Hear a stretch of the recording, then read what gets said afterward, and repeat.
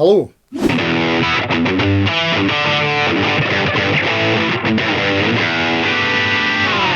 So I've upgraded this Jet JS400 with over £305 worth of mods, or 180 depending on which way you want to look at it. All will be revealed. I'm going to show you what choices I made and why, how much it cost, let you hear it, ask you if you think it was worthwhile, what did I learn from the process, would I do it again, and is it even complete? This might seem off topic, but bear with me here. So if you were to do all these same mods, you would end up with a guitar with the exact same specs as a very high-end Signature Series model. Most people just know Jean-Claude Van Damme for being a drummer. But did you know he's actually an exceptionally gifted guitarist in the acid skiffle genre? If you do these mods to this Jet, it will be the exact same specs as the Fender Jean-Claude Van Damme Signature Strat, but without the double impact prices. Right, let's start with the brass tacks. How much did it all cost? I'm going to show two calculations. There's the prices of all the parts, what they cost new, and then there's the prices I paid, because I got some stuff used. So I'll do a total new price and a total what I paid price. And at the end I'll convert it into American dollars too, for our American friends. Just take note, all prices are at the time of recording. Obviously conversion rates and that kind of thing changes on a daily basis, and some prices of the items might change, but I'll give you a good picture of the ballpark cost. Okay, the guitar, the Jet JS400. I got this from my local retailer, Kenny's Music in Dundee. It cost £175, and I think they've maybe already went up by now. But I had a £40 gift card left over from Kenny's that I got from Christmas from my father. Thanks, Razor. So the guitar was £175 minus £40 equals £135 total for the guitar. £175 new, I paid £135. Okay, next, the pickups. This is the most complicated part to figure out, bear with me. On eBay, somebody was selling a set of bridge Tex-Mex and a neck and middle from a Fender Player series. And it was these two pickups that I was after, but I had to buy the set. So I didn't use the bridge Tex-Mex pickup. I've calculated the new price based on one of the cheaper set of Fender pickups you could buy, the Tex-Mex set, which is about £100. But I'll only use two of them, so divide that 100 by 3 times 2 takes you to about £66 for the neck and middle pickups. I got the used set delivered for £40. So the same calculation takes you to £26.66 for the neck and middle pickups. Okay, the bridge pickup is a GFS Guitar Fetish Dream 180, which is a fairly affordable pickup, but the shipping costs and taxes to the UK are quite expensive. So it's $61.57 total for that, which is £48.21 for us in the UK. And I'll deduct that shipping cost for the US dollar price at the end, because if you're in the US, you won't have to pay for the shipping costs, or you won't have to pay that much anyway. But I got this one off eBay in the UK, still new and boxed, delivered for £30. And the pickguard was free. More on that later. The trem is the Gotoh 510 FE1, which costs around £127 new, but I got one used off eBay again for £69.45 delivered. Next is the Vanson Tuners, the V07SP model. I got them at the new price for £33.90. Now it's the PureTone Jack Socket. These cost £9.49 new off Amazon. I found them on eBay for £4.95 minus postage. That price seems so low that I can't guarantee they're legit. So I bought 4 of them, and after the combined postage, they worked out at £5.32 each. Now the Graphtech Tusk XL nut and string tree. These fluctuate in price on Amazon from £15.26 up to £18. So I'm just going to meet in the middle and we're going to call it £16.50. Does that sound alright? Let's just do that. That seems fair. I got a 5-pack of these mini toggle switches off of Amazon. I got these new, £4.65 for a pack of 5, so divided by 5 is 93p each. Next, the push-pull pot. I'm going to guess around £6 for a decent quality full-size alpha pot. I don't know the exact price as the guitar tech supplied and installed it. So that's our grand totals. The expensive price is £482.82, and here's our dollar conversion, $616.50 minus $31.63 for the GFS shipping. Total US dollar price is $584.87, and the total deal price is £323.76. Converted to dollars, $413.40. So why these specific choices? Well, that's a very good question, let me tell you. Well, firstly, I just love this guitar, and I think it's well worth upgrading.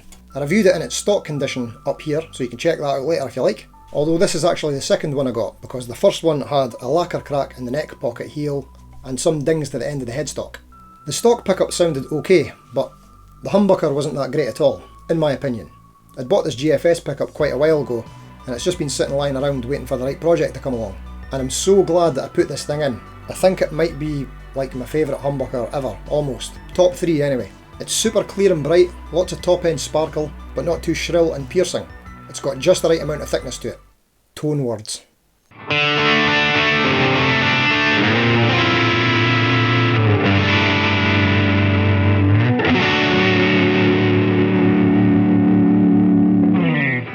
I say humbucker, and it is, but it's a bit of a quirky design from GFS.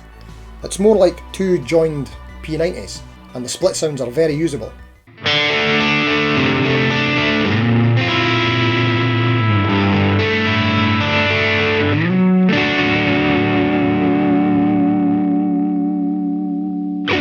The stock single coils on the Jet are actually fairly decent sounding, for ceramics, but my favourite set of single coils are the stock ones from my USA 2004 Fender Strat. I A-B'd these extensively against the set of custom shop Fat 50s, and I way preferred these. So then why did I go for the Made in Mexico Player Series pickups? Good question. Well, Phil McKnight from Know Your Gear, I'm sure you've heard of him, he suspects that the Player set is the old USA Standard set. Went ahead and went to the Alnico pickups that look exactly like they did back when they were doing the American Standards before they made the upgrade to put those custom Fat 50 pickups. The pickups are the big stars of the show right now. I couldn't find the clip of him saying that, but I've definitely heard him say it before, and I think he might be right.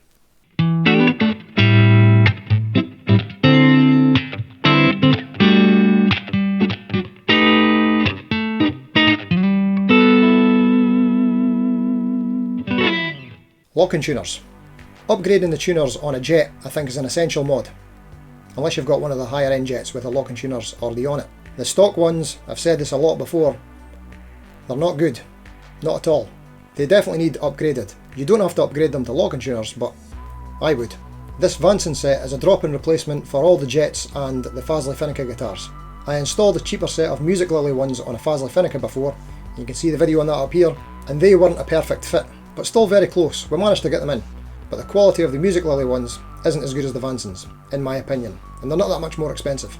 These Vansons are great for the price. I'd love to find the cheap staggered set though. Any recommendations? The PureTone Jack Socket. Upgrading the jack socket is another essential mod in my opinion. If you're looking to gig these guitars, like I do, then you need a reliable connection. These PureTone sockets are very robust, and they offer 4 points of solid contact to your cable. I've had the jack socket fail, well, the soldering disconnect, on 2 Fazley Phynicas. If you're wondering why I keep talking about Fazleys in a Jet video, it's because they're the same guitar. Check out this video up here, that'll all be explained.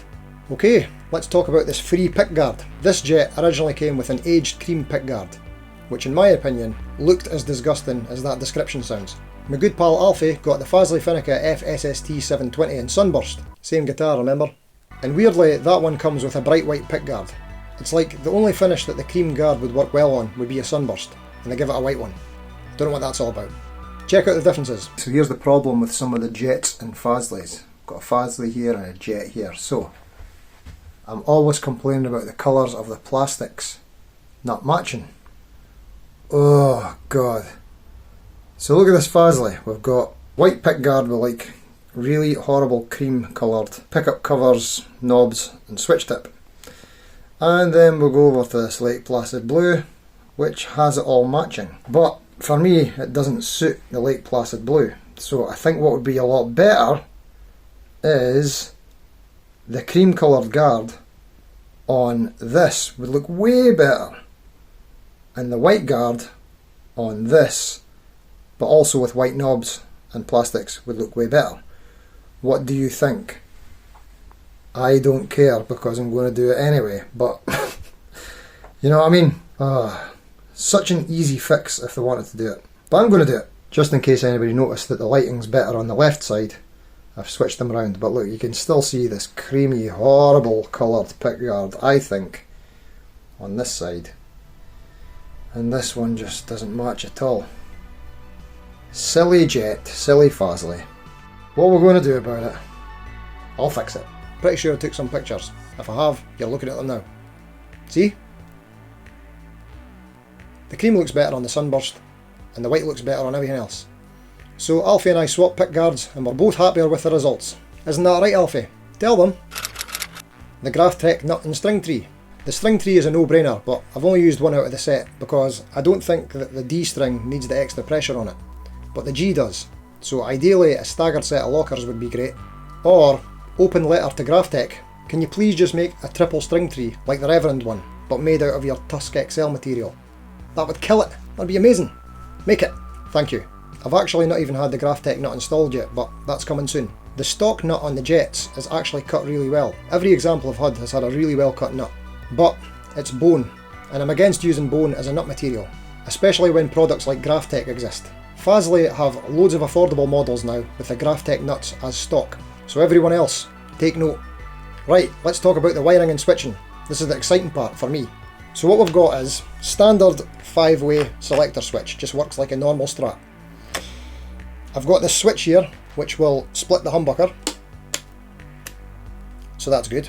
And then on the volume knob, this is a push-pull pot, which is not ideal. I actually want this to be a push-push pot, but we'll get to that later.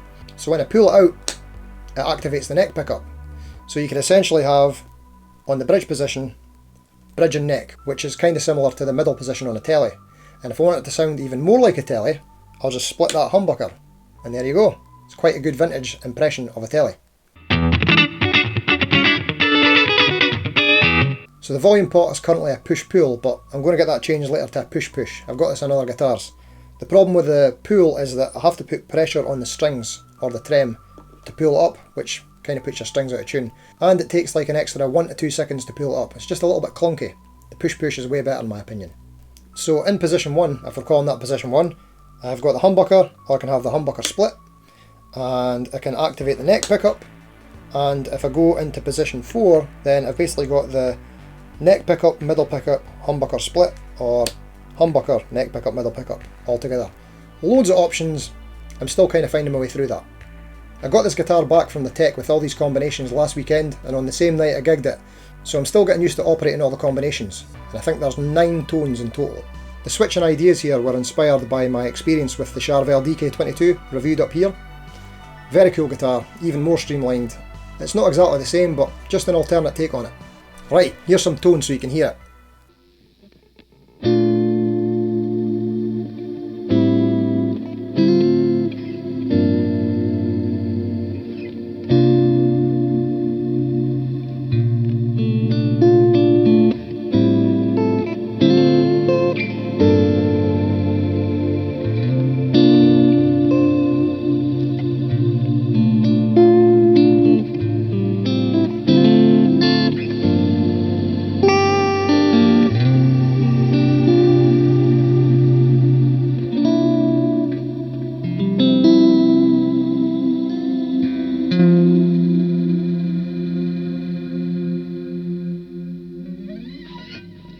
So what have I learned from this experience? The main takeaways from this is that although the Gotoh 510 Trem is brilliant and my favourite, it's actually not a massive upgrade over the stock Trem on the Jet. The Jet Trem actually functions really well as is, and the tuning stability is good too. I think the Gotoh is maybe just a slight improvement over the feel of it. So my takeaway is that I wouldn't pay full price for a Gotoh 510 Trem to put on a Jet, but I'm happy with this one that I got for a deal. Other takeaways, like I said before, upgrading the jack socket, tuners and probably string tree is a must if you want this to be a reliable gigging guitar. So is it complete? Have I finished with it yet? Well, almost, not quite, it's like 90% of the way there. I've still got the Graphtech nut to get installed, changed the push-pull to a push-push, and I want the tone control wired to the bridge pickup only. I want to be able to take some of the brightness away from the bridge if I need to, but I don't want that to affect the sounds of the middle and neck pickups. When do you ever reduce the tone on a Strat on the neck and middle pickup? Right, so do I think it was worthwhile? Yes, most definitely.